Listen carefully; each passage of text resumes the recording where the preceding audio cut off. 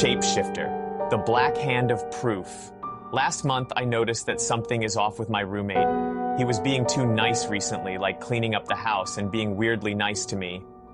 I would have thought this was a good thing if only I hadn't caught him waking up in the middle of the night and roaming around the house and leaving and not coming back until the next morning. One night I tried waiting for him to come back, but I fell asleep after some time, and the next thing I knew, he was back in his room. The next morning, it dawned on me like I found all the pieces to the puzzle. That's why he was acting so nice.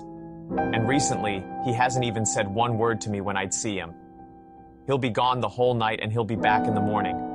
What was going on? I asked myself. The strangest thing is that he works from morning to early afternoon. How is it he can work all day and then be gone all night and come back in the morning? Something felt weird to me. So, I thought up a plan. I'm going to wake up before he does and figure this thing out. I told my best friend my plan, and he just nodded and said that was a good idea. That night, he cooked a nice meal for me, something he hadn't ever before, and I was mildly surprised. I pretended not to know anything about him leaving all night, so our conversation went normally. However, when we were all done, I had fallen asleep almost instantaneously. My sleep was so good that I wasn't able to wake up at midnight. I was disappointed with myself. How could I have slept all night? What was weird was in the nights that followed, that kept happening to me. I couldn't wake up in the middle of the night.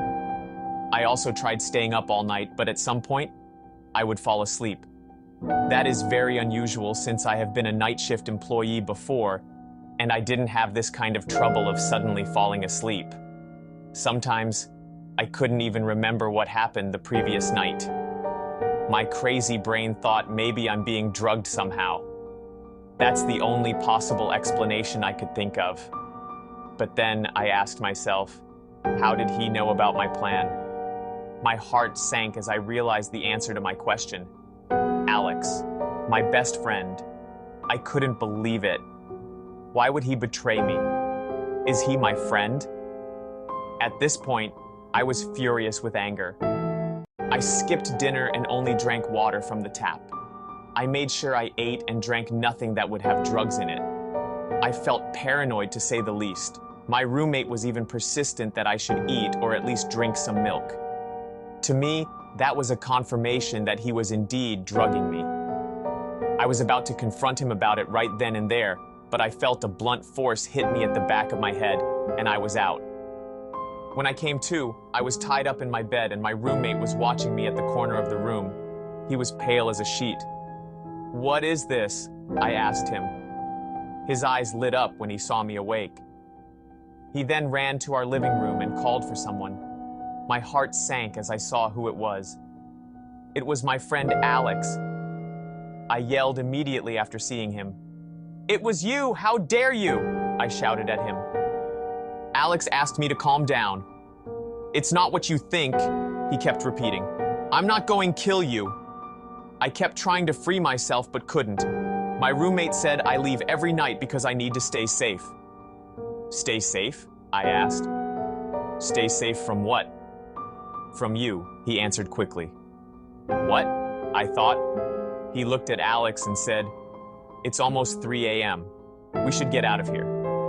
My roommate then took out a paint bucket and painted my hands and legs with black paint. I squirmed and yelled as he did it. All the while I was thinking, who is this person? What in the hell is going on?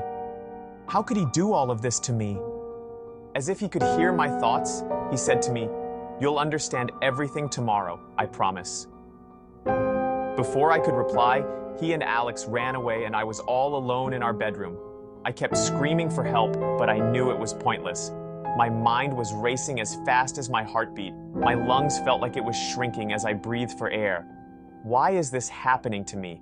Why are they doing this? I kept trying to free myself, but I got exhausted at some point and lost consciousness. When I woke up, I was still in bed. But I noticed that the ropes that bound me last night were now roughly severed and my wrist burned like hell. As I looked around the room, and there were black handprints all over the walls and on the ceiling. I looked at my hands, and it looked like the paint had been rubbed off somehow. I didn't understand I was tied up and couldn't break free.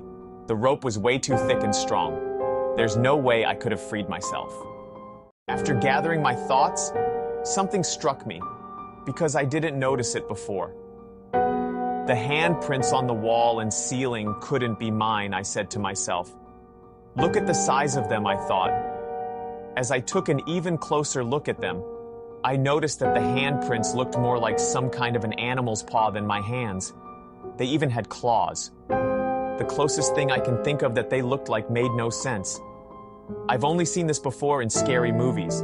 I can't explain exactly what kind of creature could make handprints like what I saw.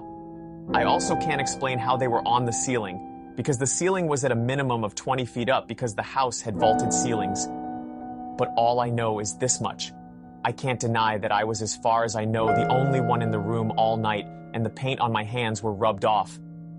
I started to have a panic attack when all of a sudden my roommate and my friend Alex walked into the room. They looked afraid. My friend Alex said to me, "You're my best friend, Brian, but you scare the hell out of me." Subscribe and follow for more.